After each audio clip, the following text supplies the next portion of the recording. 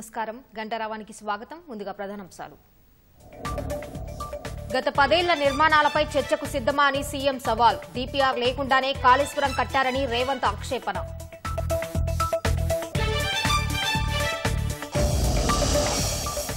మూసీ పేరు పిల్లలకు పెట్టేలా అద్భుతంగా పునర్నిర్మిస్తామన్న సీఎం. నిర్వాసితులను ఎలా ఆదుకుందామో చెప్పాలని విపక్షాలకు సూచన. దసరా ముందు రోజున ఇంటిగ్రేటెడ్ రెసిడెన్షియల్ స్కూళ్లకు శంకుస్థాపన. కులమతాలకు అతీతంగా నాణ్యమైన విద్యే లక్ష్యమన్న మంత్రులు.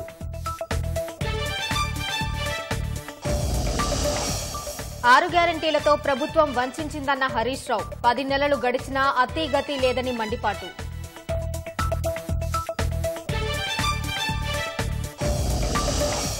హైదరాబాద్ నుంచి గోవాకు ప్రత్యేక రైలు ప్రారంభం. జెండా ఊపిన కిషన్ రెడ్డి. బుధ శుక్రవారాల్లో అందుబాటులోకి రైలు.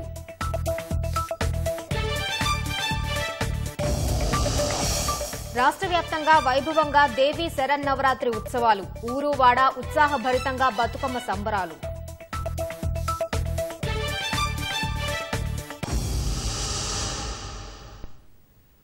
పదేళ్ల నిర్మాణాలపై చర్చకు సిద్ధమా అని సీఎం రేవంత్ రెడ్డి బీఆర్ఎస్ నాయకులకు సవాల్ విసిరారు. డీపీఆర్ లేకుండానే 1,00,000 కోట్లు పోసి కట్టిన కాళేశ్వరం వారి హయాంలోనే కూలిపోయిందని ఆక్షేపించారు. మల్లన్న సాగర్, కొండపోచమ్మ సాగర్ నాణ్యతపైన నిపుణులు ఆందోళన వ్యక్తం చేస్తున్నారని స్పష్టం చేశారు. ఎన్ని అడ్డంకులు ఎదురైనా మూసీ ప్రక్షాళన చేసి తీరుతామని పునరుద్ఘాటించిన ముఖ్యమంత్రి పిల్లలకు నది పేరు పెట్టేలా అద్భుతంగా పునర్నిర్మిస్తామని తెలిపారు. హైదరాబాద్ శిల్పకళా వేదికలో కొలువుల పండగ కార్యక్రమంలో భాగంగా 1,635 మందికి ఉద్యోగ నియామక పత్రాలను రేవంత్ రెడ్డి అందజేశారు. దసరాలోపు ఈ నెల 9 నాటికే డీఎస్సీ నియామక పత్రాలు అందజేస్తామన్నారు. ఉద్యోగం అంటే బాధ్యత మాత్రమే కాదు, ఒక ఉద్వేగం అంటూ రేవంత్ రెడ్డి వ్యాఖ్యానించారు. ఈ తెలంగాణకు అత్యంత పెద్ద పండుగ దసరా పండుగ. ప్రతి కుటుంబంలో సంతోషం చూడాలి. వాళ్ళ నియామక పత్రాలు అందించి 1,635 మందికి ఉద్యోగ నియామక పత్రాలు అందించడం ద్వారా వాళ్ళ తల్లిదండ్రులు కూడా అంతే సంతోషంగా దసరా పండుగ చేసుకుంటారు. వాళ్ళ కళ్ళల్లో ఆనందం చూడాలి. మా అధికారులకు ఆదేశించడం జరిగింది. ఏ విధంగా అయితే ముఖ్యమంత్రి నాకు ఒక భావోద్వేగమో, లక్షలాది మందికి రాని అవకాశం ఈ రోజు నాకు ముఖ్యమంత్రి వచ్చిందో, ఈ రోజు ఇంజనీర్లుగా మీకు కూడా లక్షలాది మంది విద్యార్థులు పోటీ పడితే మీరు ఎన్నికైనరు. మీ బాధ్యతను మీరు మరవద్దు. చేరినప్పుడు ఏ గరంతో ఉన్నారో మీరు ఉద్యోగ పదవీ విరమణ చేసే వరకు అదే గరంతో ఉండండి. తెలంగాణను నిర్మించండి. పాఠశాలలు ప్రారంభించాలి. దళితులు, గిరిజనులు, ఆదివాసీలు, బలైన వర్గాలు, మైనార్టీల పిల్లలు విద్యకు దూరం కావద్దు అని 11,063 మంది టీచర్ల నియామకాలు దసరా కంటే ముందు 9 తారీఖు నాడు సాయంత్రం 4 గంటలకు ఇవ్వబోతున్నాము. ఇది మా చిత్తశుద్ధి, ఇది మా బాధ్యత. ఈ ప్రభుత్వం వచ్చినాక గత 10 ఏళ్లలో నిర్మించినవి ఏవైనా సరే ఎక్కడికైనా వెళ్దాం. ఇవాళ మాటలు మాట్లాడుతున్న మంత్రులకు నేను సూటిగా సవాలు విసురుతున్నా. మీరు కట్టిన డబుల్ బెడ్రూమ్ ఇండ్ల దగ్గరికి పోదామా? మీరు వేసిన రోడ్ల దగ్గరికి పోదామా? మీరు నిర్మించిన అమరవీరుల స్తూపం దగ్గరికి వెళ్దామా? ఈరోజు మేము కూర్చుంటున్న సచివాలయానికి మీరు వస్తారా? లేకపోతే 1,00,000 కోట్లు ఇప్పటికే కాంట్రాక్టర్లకు బిల్లులు చెల్లించిన కాళేశ్వరం, మేడిగడ్డ, సుందిల్ల, అన్నారం బ్యారేజ్ల దగ్గరికి వెళ్దామా? మీరే కడితిరి, మీరే మింగుతిరి, మీరు ఉండగానే కూలిపాయి. డీటెయిల్ ప్రాజెక్ట్ రిపోర్ట్ లేకుండా ఒక చిన్న గుడిసేసుకున్నా, ఒక్క ఇల్లు కట్టుకోవాలన్నా, చిన్న పాండప పెట్టుకోవాలన్నా ఒక ప్రాజెక్టు రిపోర్ట్ తీసుకుంటాం మనం. అవునా?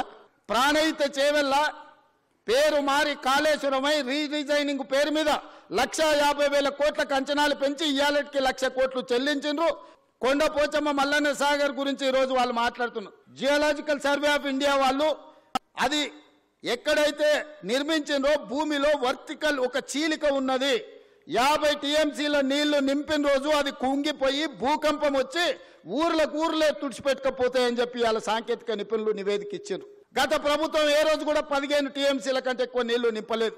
అట్లాంటి ప్రాజెక్టు మీద 1,00,000 కోట్లు ఖర్చు పెట్టి ఇవాళ కాళేశ్వరం కట్టినామని చెప్పి మాట్లాడుతారు. దీని వెనకాల ఉన్న మర్మం ఏందో ఆలోచన చేద్దాం.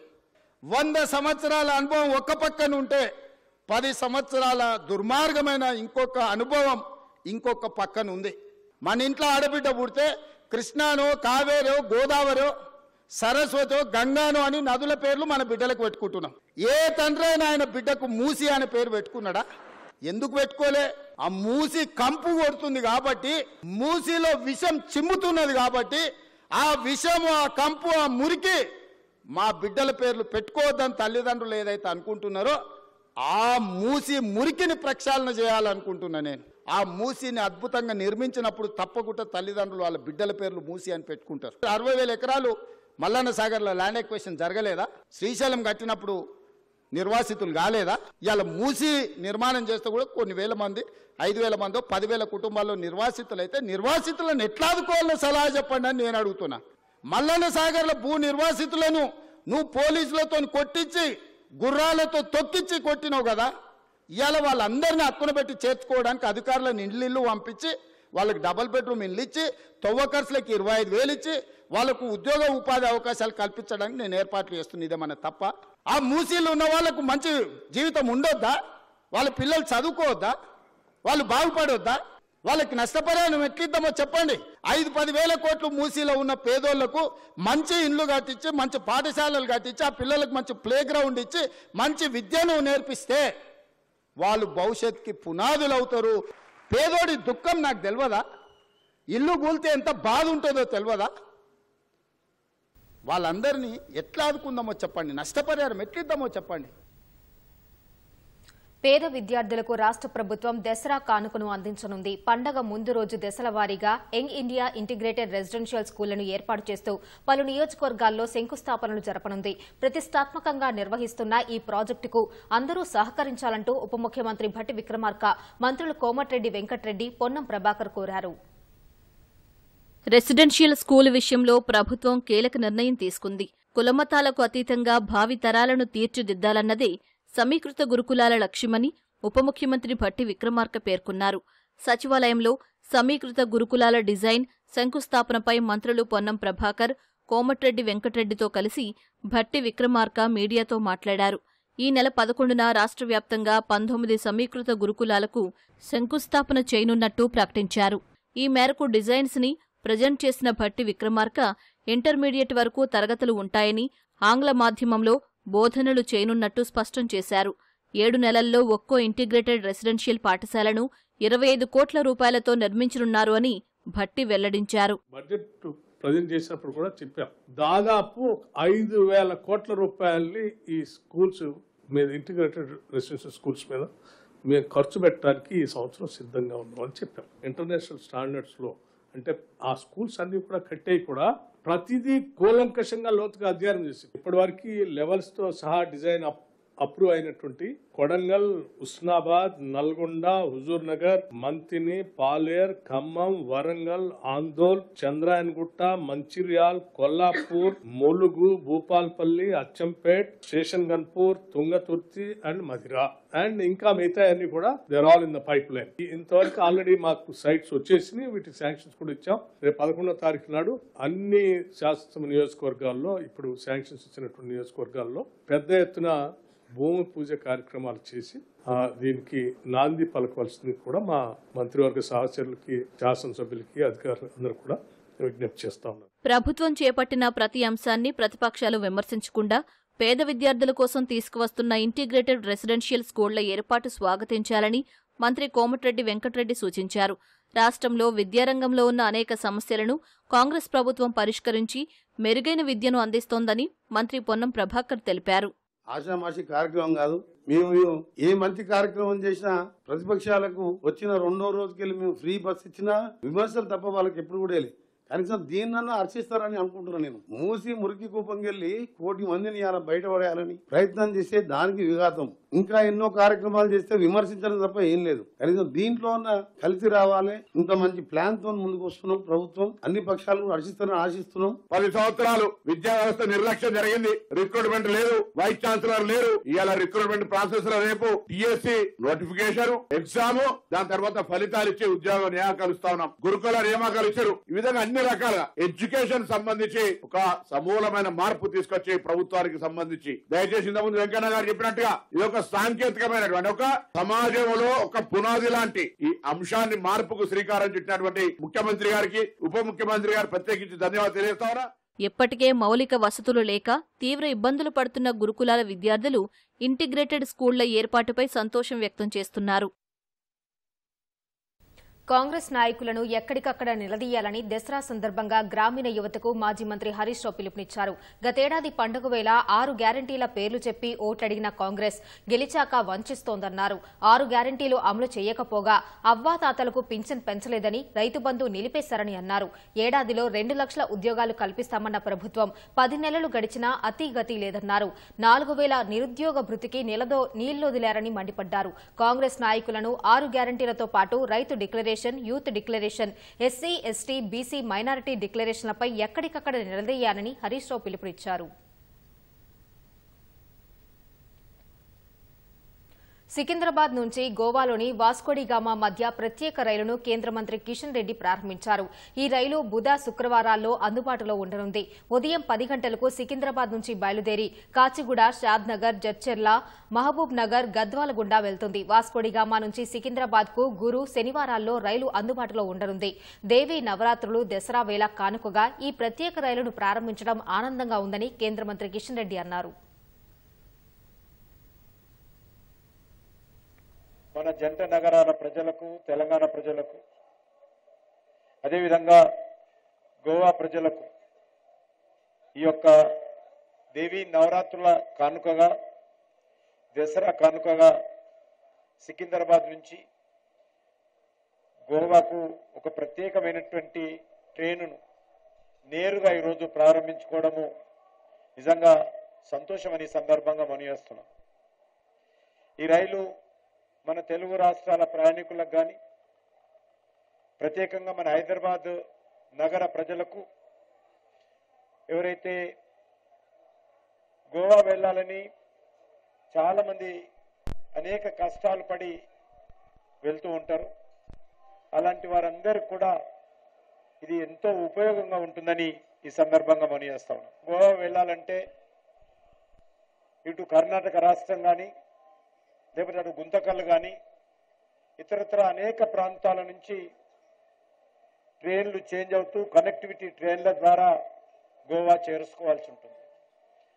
కానీ ఈరోజు నేరుగా మరి గోవా వెళ్ళడం ఏదైతున్నదో, మరి చాలా హైదరాబాద్లో ఉన్నటువంటి వాళ్ళు డెస్టినేషన్ మ్యారేజెస్ గోవాలో చేసుకుంటారు, గోవాలో అనేక రకాల ఫంక్షన్స్కి వెళ్తుంటారు. హైదరాబాద్ నుంచి పర్యాటకులు, టూరిస్టులు చాలా మంది గోవా వెళ్తుంటారు. అలాంటి వాళ్ళందరికీ కూడా ఈ యొక్క ట్రైను ఎంతో ఉపయోగపడుతుందని ఈ సందర్భంగా మనవేస్తున్నాను. రాష్ట్రంలో 13 జిల్లాల గ్రంథాలయ సంస్థలకు చైర్మన్లను ప్రభుత్వం నియమించింది. నిర్మల్ జిల్లా గ్రంథాలయ సంస్థ చైర్మన్ గా సయ్యద్ అర్జుమంద్ అలీ, సిరిసిల్ల గ్రంథాలయ సంస్థ చైర్మన్ గా సత్యనారాయణ గౌడ్, కరీంనగర్ గ్రంథాలయ సంస్థ చైర్మన్ గా మల్లయ్య, రంగారెడ్డి గ్రంథాలయ సంస్థ చైర్మన్ గా మధుసూదన్ రెడ్డి, వనపర్తి గ్రంథాలయ సంస్థ చైర్మన్ గా గోవర్ధన్, సంగారెడ్డి గ్రంథాలయ సంస్థ చైర్మన్ గా గొల్ల అంజయ్య, కామారెడ్డి గ్రంథాలయ సంస్థ చైర్మన్ గా చంద్రకాంత్ రెడ్డి, మెదక్ గ్రంథాలయ సంస్థ చైర్మన్ గా సుహాసిని రెడ్డి, నారాయణపేట గ్రంథాలయ సంస్థ చైర్మన్ గా విజయ్ కుమార్, నాగర్ కర్నూల్ గ్రంథాలయ సంస్థ చైర్మన్ గా రాజేందర్, వికారాబాద్ గ్రంథాలయ సంస్థ చైర్మన్ గా రాజేష్ రెడ్డి, మహబూబ్ నగర్ గ్రంథాలయ సంస్థ చైర్మన్ గా నరసింహారెడ్డి, జోగులాంబ గద్వాల గ్రంథాలయ సంస్థ చైర్మన్ గా నీలి శ్రీనివాసులను నియమిస్తున్నట్లు జీవో జారీ చేసింది. చైర్మన్లకు ఆయా ప్రజా ప్రతినిధులు శుభాకాంక్షలు తెలియజేశారు. గ్రామీణ ప్రాంత గౌడ యువత ఉన్నతికి Gowda officials and professionals association చొరవ తీసుకోవాలని బీసీ సంక్షేమ శాఖ మంత్రి పొన్నం ప్రభాకర్ సూచించారు. విద్య, ఉపాధి అవకాశాలు, సమాజంపై విస్తృత అవగాహన కల్పించేలా అవగాహన చర్యలు చేపట్టాలని కోరారు. హైదరాబాద్ నెక్లెస్ రోడ్ నీరా కేఫ్లో జరిగిన గోపా నూతన కార్యవర్గ ప్రమాణ స్వీకారానికి ఆయన ముఖ్య అతిథిగా హాజరయ్యారు. 100 రోజుల్లో 1,00,000 సభ్యత్వం జరిగే విధంగా ప్రణాళికలు సిద్దం చేసుకోవాలని సూచించారు. గౌడ బిడ్డలకు అన్ని విధాలుగా సహకరించేందుకు ప్రభుత్వ పరంగా ముందుంటానని హామీ ఇచ్చారు. గౌడ కులస్తుల సమగ్రాభివృద్దే లక్ష్యంగా గౌడ కుల సంఘాలు పనిచేయాలని మాజీ మంత్రి శ్రీనివాస్ గౌడ్ అన్నారు. ప్రతి బిడ్డ ఇందులో సభ్యుడు కావాలి. దానికి సంబంధించి ఏదైనా సహకారం కావాల్సి ఉంటే ప్రభుత్వంలో ఉన్న పెద్దగా నేను మీకు అన్ని రకాలుగా సహకరించడానికి సిద్ధంగా ఉన్నానే మాట మనవి చేస్తా ఉన్నా. సమాజంలో ఉన్నటువంటి మన వర్గానికి సంబంధించిన వాళ్ళందరికీ మార్గదర్శకత్వం చేయాల్సినటువంటి బాధ్యత కూడా మీ మీదనే ఉంది. అలా అవసరమైతే ఒక ఆర్థిక నిధిని ఏర్పాటు చేసైనా ఆ పరంగా విద్యను అందించే విషయం లోపల కావచ్చు, ఉద్యోగాలకు అవసరమయ్యే పోటీ పరీక్షల లోపల శిక్షణకు సంబంధించిన విషయం కావచ్చు, విద్య సమాజం పట్ల అవగాహన కలిగిస్తూ ఉపాధి అవకాశాలకు ఉద్యోగరీత్యా కాంపిటేటివ్ ఎగ్జామ్స్ లో శిక్షణ ఇస్తూ పారిశ్రామికంగా కూడా వ్యవస్థలో నిలబడితే మనము మన సంఘం కూడా పటిష్టంగా ఉండగలుగుతుందనే మాట సందర్భంగా తీసుకుంటాను. క్యాన్సర్ మహమ్మారి దేశంలో లక్షలాది మంది జీవితాలను చిన్నాభిన్నం చేస్తోందని మంత్రి కోమటిరెడ్డి వెంకటరెడ్డి ఆందోళన వ్యక్తం చేశారు.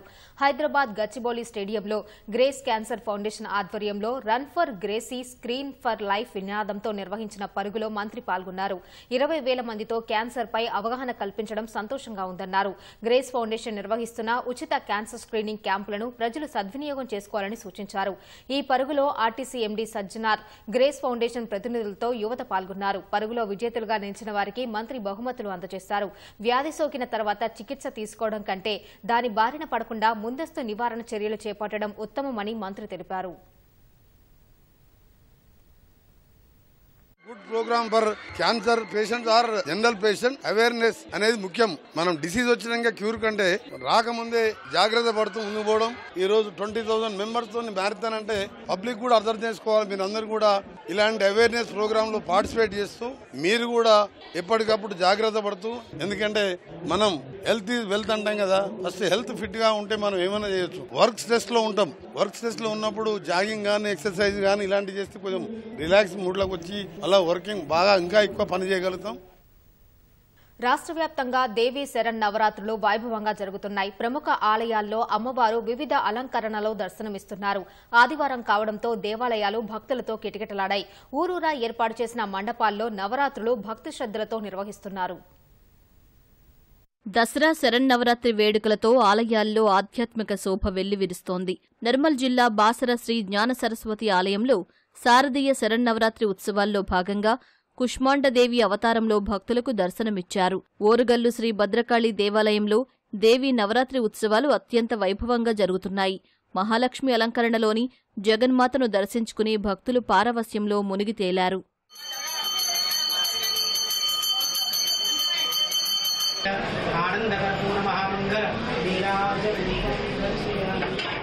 భద్రాచలం శ్రీ సీతారామచంద్రస్వామివారి ఆలయంలో శ్రీదేవి శరన్నవరాత్రి మహోత్సవాలు ఘనంగా జరుగుతున్నాయి. శ్రీ లక్ష్మీతాయారు అమ్మవారు గజలక్ష్మి అలంకరణలో భక్తులకు దర్శనమిచ్చారు. యాదాద్రి అనుబంధ ఆలయమైన శ్రీ పర్వతవర్ధిని సమేత రామలింగేశ్వర స్వామి ఆలయంలో శ్రీ లలితాదేవి అలంకారంలోని అమ్మవారికి అర్చకులు ప్రత్యేక పూజలు చేశారు. రెండో బాసరగా ప్రసిద్ధి పొందిన సిద్దిపేట జిల్లా వర్గల్ విద్యాసరస్వతి ఆలయంలో దేవి శరన్నవరాత్రి ఉత్సవాలు వైభవంగా కొనసాగుతున్నాయి. గౌరీదేవి అలంకరణలో అమ్మవారిని దర్శించుకున్న భక్తులు ప్రత్యేక పూజలు చేశారు.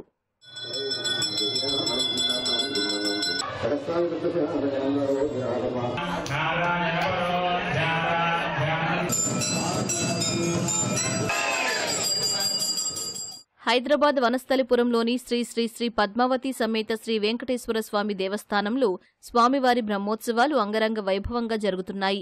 మహబూబ్నగర్ జిల్లా కేంద్రంలో శ్రీ వాసవి కన్యకా పరమేశ్వరి దేవాలయంలో అక్షరాల 6,66,66,666 రూపాయల 66 పైసలతో అమ్మవారిని అలంకరించారు. తమిళనాడు నుంచి ప్రత్యేక వ్యక్తులను రప్పించి 50 రూపాయల నుంచి మొదలుకొని 500 రూపాయల నూతన కరెన్సీ నోట్లతో వివిధ రూపాల్లో మలిచి గర్భాలయంతో పాటు దేవాలయంలో అలంకరించారు. కరీంనగర్లోని మెహర్ నగర్లో దుర్గామాత మండపం వద్ద అమ్మవారికి ప్రత్యేక హోమం నిర్వహించారు.